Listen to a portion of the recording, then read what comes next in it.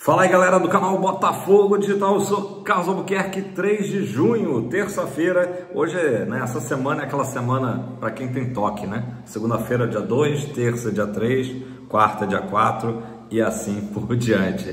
Galera, a boa notícia, né? Jefferson Savarino, que aliás se apresentou à seleção venezuelana, data FIFA, tudo mais, renovou, né? Pelo menos apareceu oficialmente na CBF, contrato, né, até 2028 do nosso Savalizo, né? Uma boa notícia. E a galera fica me perguntando: Carlos, o novo Botafogo, o Botafogo da SAF, a gente não consegue ter apego aos jogadores? Na verdade, a gente tem muito apego, mas quando a gente está ali, né, vivendo aquela história romântica com os nossos ídolos, o jogador pega e sai.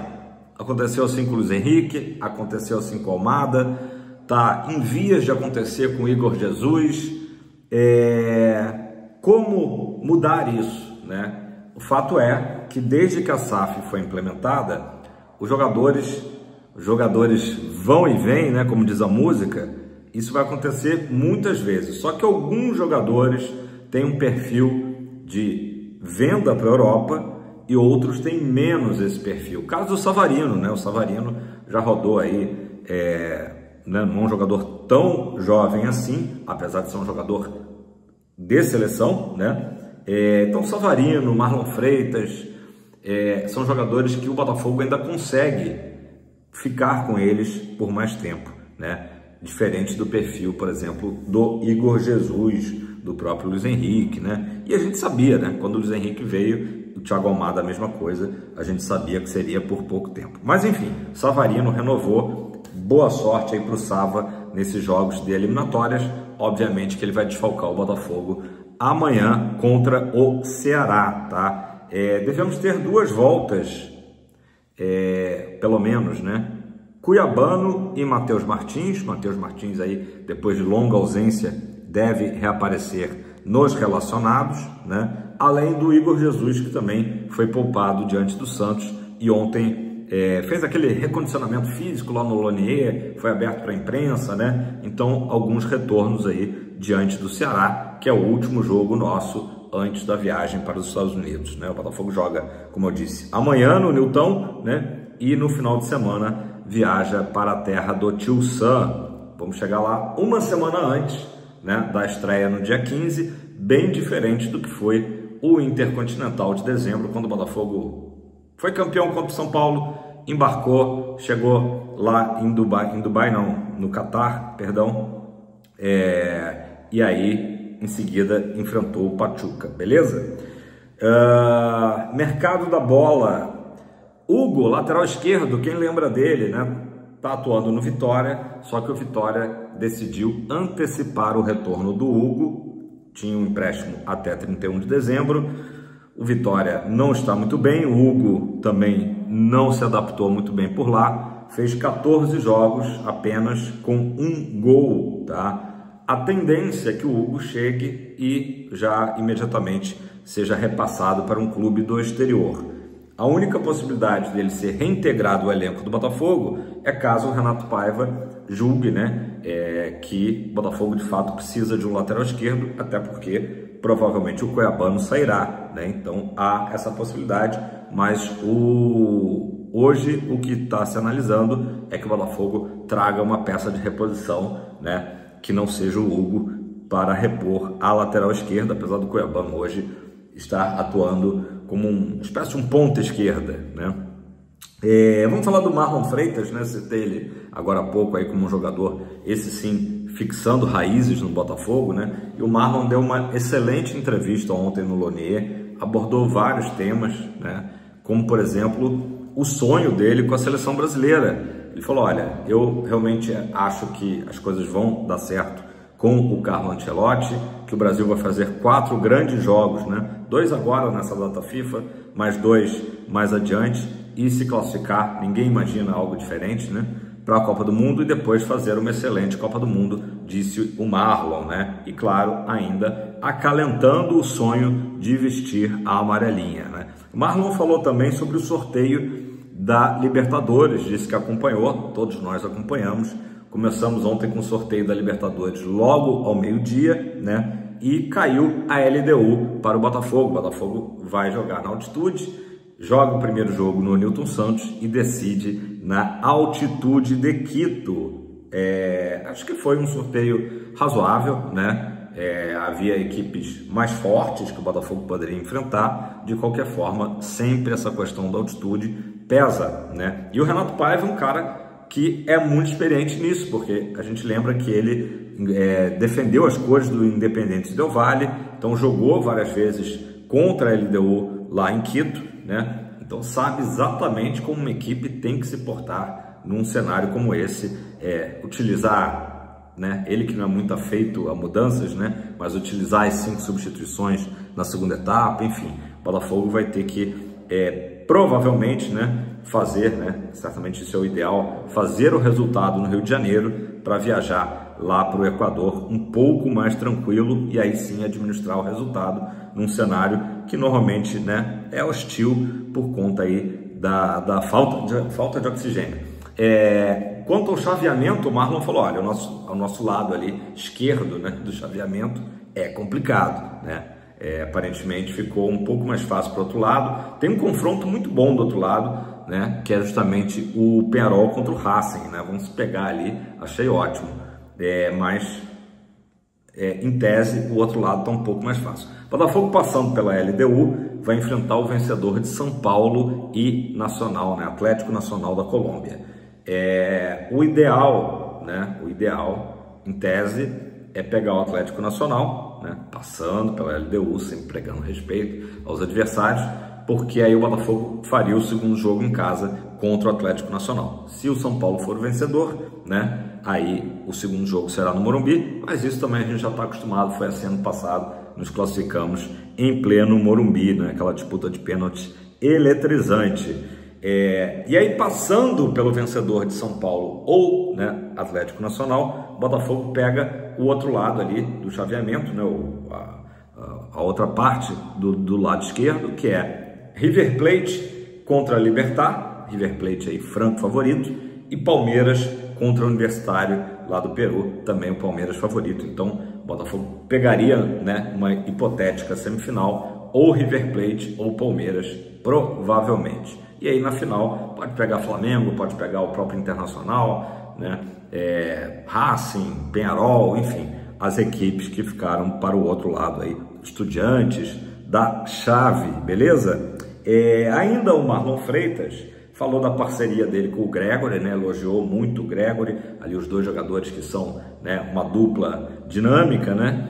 E também falou sobre o trabalho do Paiva, né? O Marlon, que sempre nas entrevistas tem elogiado muito o técnico Renato Paiva, falando que de fato o Botafogo demorou um pouco a entender o esquema posicional do Paiva, né? Agora está entendendo e os jogadores estão sentindo até com mais liberdade de atuação. Citou o caso do Vitinho, às vezes caindo mais centralizado pelo meio, né? Então os jogadores estão compreendendo, né, o esquema de jogo, o estilo de jogo do Renato Paiva.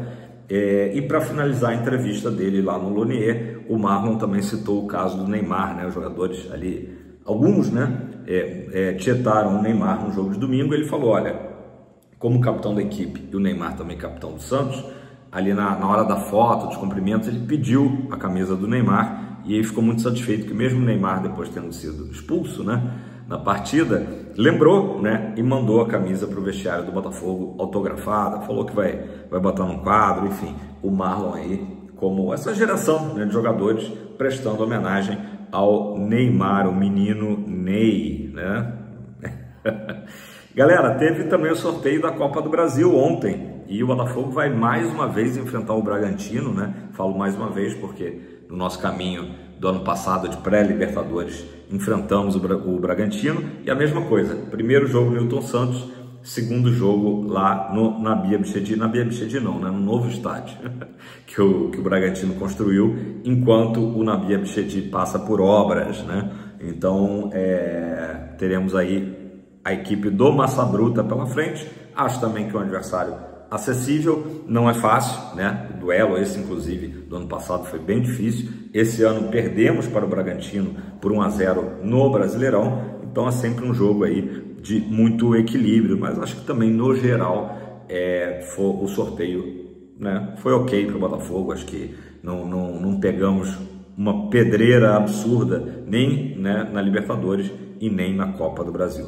Vou falar agora do assunto final aqui. Na verdade, Caio Pantaleão está no Rio de Janeiro, eu já falei isso aqui ontem. O dirigente do Botafogo já falou até para a imprensa russa que está tudo certo, falta só a famosa canetada. E o Álvaro Montoro também está no Rio, postou fotos, inclusive, treinando na academia do hotel, né, na Barra da Tijuca, e só falta também assinar. O que aconteceu, né, que inclusive o jornalista Vene Casagrande trouxe de informação. No sábado, tá, parece que o Boto, né, o dirigente lá português do Flamengo, entrou em contato com o presidente do Vélez Sarsfield, tá, para entender a situação do jogador, né?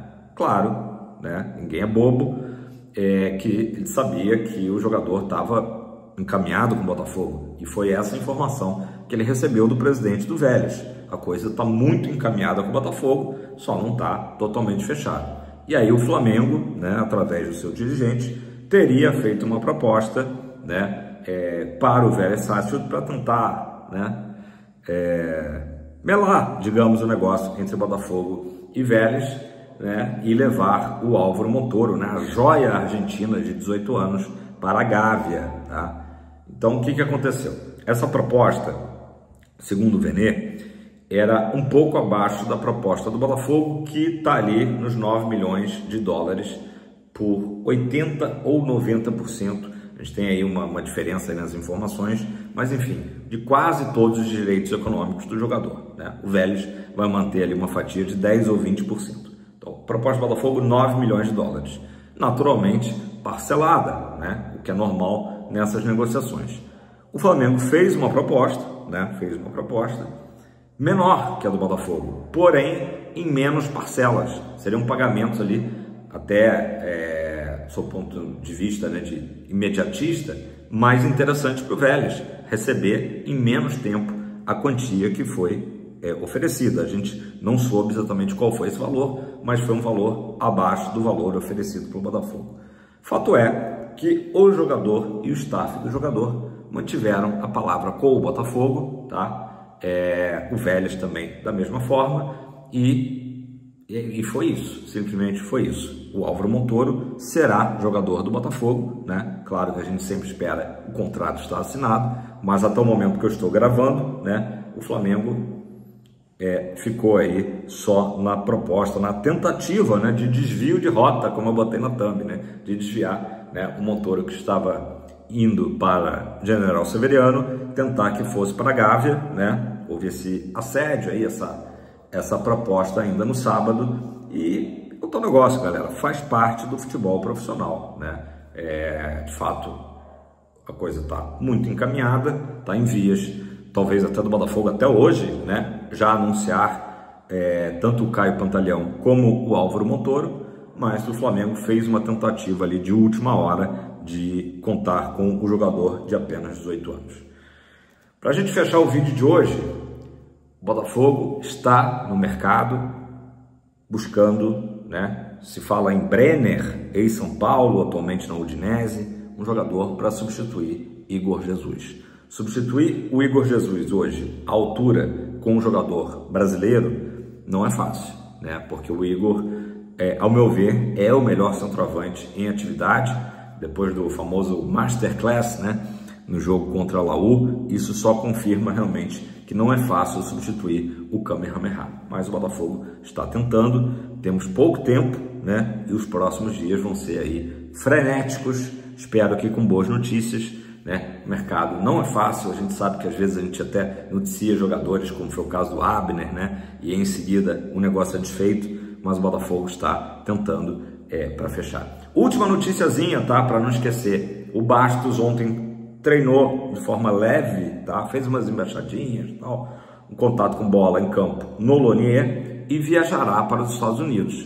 Vai jogar o Mundial pelo Botafogo? A tendência é que ele jogue alguns minutos, tá? Ele ganhe alguma minutagem, né, a princípio nos 3 jogos iniciais do Botafogo. Aliás, Seattle Sounders em crise, né? Seattle Sounders ali com uma briga, né, de premiação, os jogadores inclusive no último sábado entraram em campo com uma camiseta, né, falando sobre Super Mundial, né, e uma forma de ganhar dinheiro, enfim, uma frase remetendo aí e exigindo uma premiação maior no Super Mundial. O clima não está muito bom lá no Seattle, mas enfim, o Bastos ganhará a minutagem no Mundial, essa é a ideia do Renato Paiva.